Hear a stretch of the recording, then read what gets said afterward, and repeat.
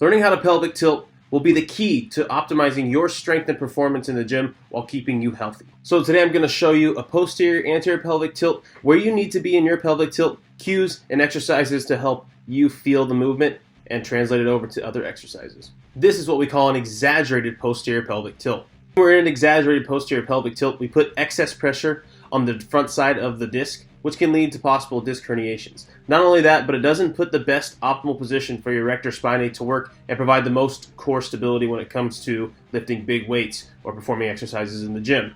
Here's what we call an exaggerated anterior pelvic tilt. This is going to put a lot of pressure on the posterior structures of the spine, being the spinous processes, your transverse processes, your facet joints, and also the pars intra-articularis. The pelvic tilt on the ball is going to be a great way for you to find that nice neutral position of the lumbar spine. Not too much anterior tilt, not too much posterior tilt. So go back and forth between the extremes of posterior and anterior pelvic tilts and find out where you have the least amount of pressure in your lower back. That will generally be your neutral position.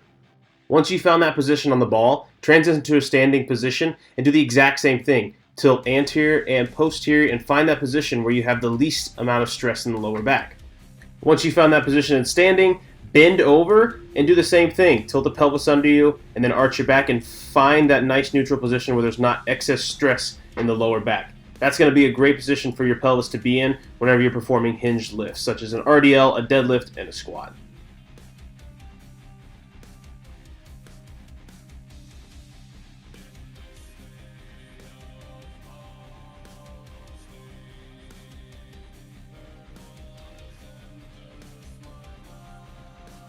I love this banded cat camel because it really pulls you into that anterior pelvic tilt, and then you have to push against it to really put yourself in that posterior pelvic tilt. This is going to help you build that connection with the muscles that help to produce the anterior and posterior pelvic tilt.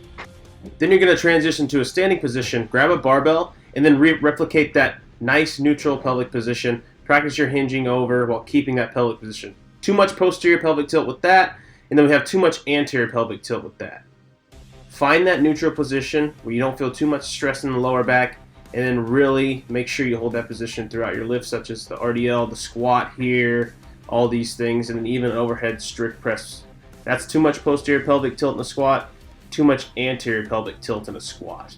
And then here we are next in a strict press, where I'm going to show you too much anterior pelvic tilt, perfect pelvic tilt, too much posterior pelvic tilt. Spend some time in each of those positions and find that nice neutral position for your lower back. Once you master the pelvic tilt, you're ready for my next video here that's going to be talking about how to properly hip hinge, utilizing the pelvic tilt to carry it over to actual hip hinging. Thanks for watching, and tune into the next video.